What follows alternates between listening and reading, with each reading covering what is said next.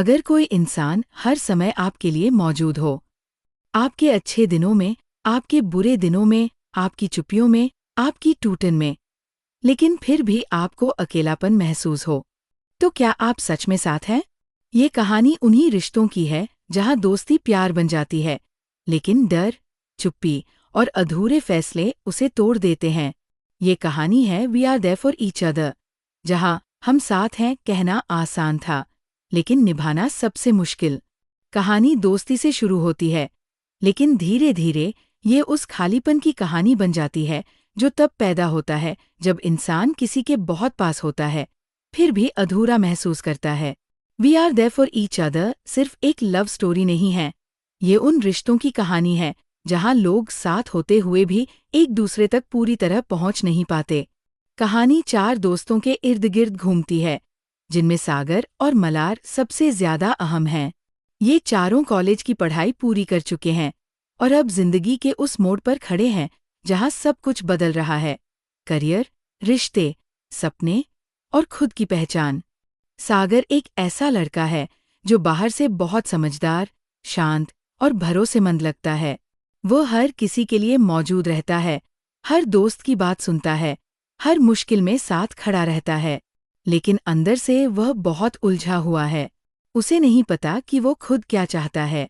उसे डर लगता है फैसले लेने से, खासकर उन फैसलों से जिनमें दिल शामिल हो।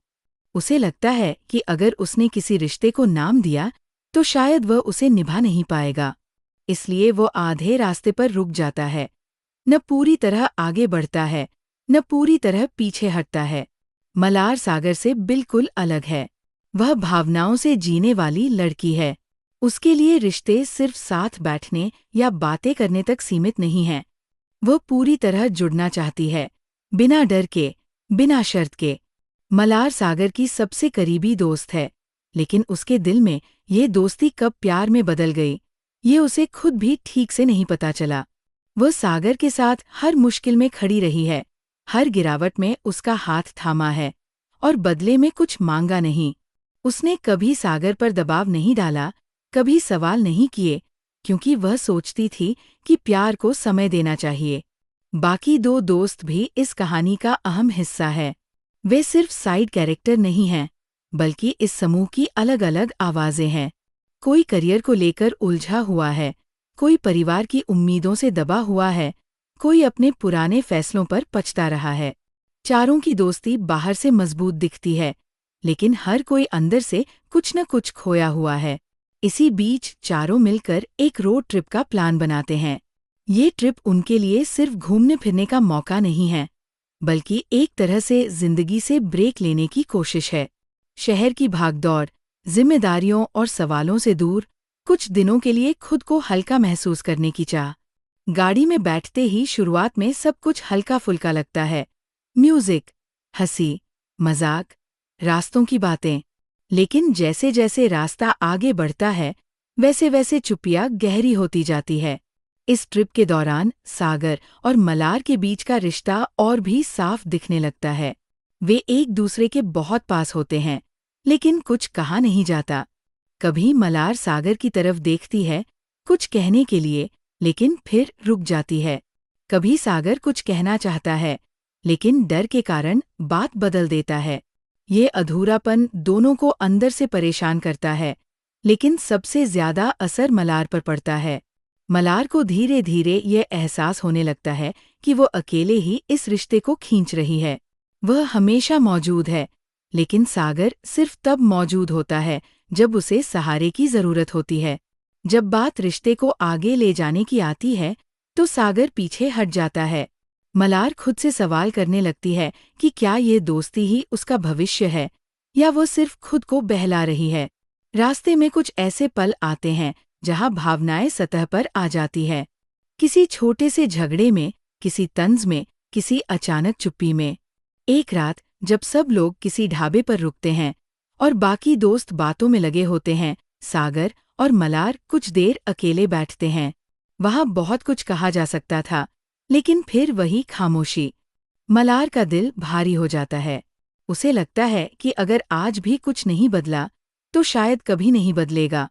इस ट्रिप के दौरान बाकी दोस्त भी अपने अपने सच से रूबरू होते हैं।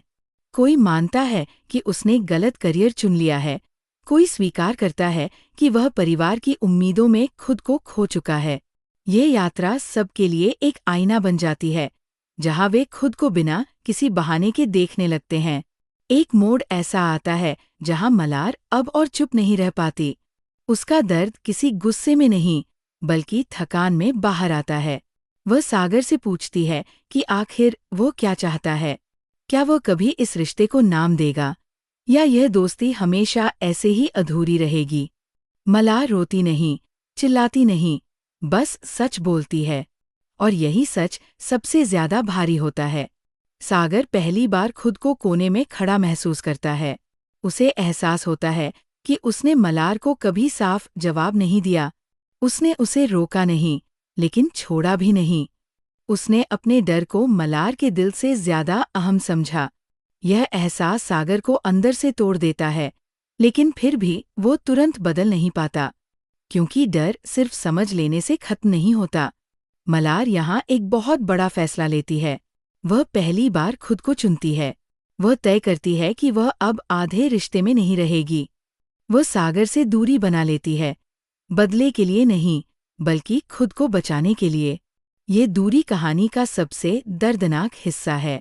यहाँ कोई बड़ा ड्रामा नहीं है, बस खालीपन है। सागर को पहली बार महसूस होता है कि मलार की मौजूदगी उसके लिए कितनी जरूरी थी। कहानी का आखिरी हिस्सा आत्ममंथन का है। सागर अपने व्यवहार, अपने डर और अपने फैसलों को समझने की कोशिश करता है। उसे ये समझ आता है कि हम एक दूसरे के लिए हैं कहना आसान है, लेकिन जब सामने वाले को सुरक्षा, स्पष्टता और सम्मान चाहिए होता है, तब सिर्फ मौजूद रहना काफी नहीं होता। मलार भी बदलती है। वह मजबूत होती है, लेकिन ये मजबूती दर्द से निकलती है। वह ये सीखती है कि प्यार में खुद को खो देना कोई महान त्याग नहीं होता। खुद की कीमत समझना भी उतना ही जरूरी है। कहानी किसी परीक्षा जैसे अंत पर खत्म नहीं होती। यहाँ सब कुछ पूरी तरह ठीक नहीं हो जाता, लेकिन यहाँ सच्चाई है। ये किताब हमें ये सिखाती है कि रिश्तों में सबसे ज्यादा नुकसान अधूरे फैसले करते हैं, कि किसी के साथ होना और किसी के लिए होना दोनों अलग बातें हैं, और कि कभी कभी खुद के लिए वहाँ होना सबसे बड़ा प्यार होता है। ये कहानी उन सभी लोगों की है जिन्होंने किसी का इंतजार किया, बिना ये जाने कि सामने वाला कभी पूरी तरह आएगा या नहीं। ये किताब दोस्ती, प्यार और आत्मसम्मान के बीच के उस नाजुक संतुलन की कहानी है, जहाँ जिंदगी के सबसे मुश्किल सवालों के जवाब खुद के अंदर ही छुपे होते हैं। ये कहानी हमें ये सिखाती है कि रिश्तों में सबसे ज्यादा दर्द धोखे से नहीं, बल्कि अधूरे सच से होता है। जब कोई हमारे लिए वहाँ होता है, लेकिन हम उसके लिए पूरी तरह मौजूद नहीं हो पाते। अगर इस कहानी ने आपको किसी अपने की याद दिलाई, अगर आपने कभी किसी का इंतजार किया है बिना जवाब के, तो शायद ये कहानी आपकी भी है। अगर आपको ये सारांश पसंद आया हो, तो चैनल को सब्सक्राइब करें, वीडियो को लाइक करें और कमेंट्स में ज़रूर बताएं, क्या आपकी ज़िंदगी में भी कोई ऐसा था जो कहता था I am there for you, लेकिन कभी पूरा नहीं आया? मिलते हैं अगली वीडियो में एक और किताब के साथ।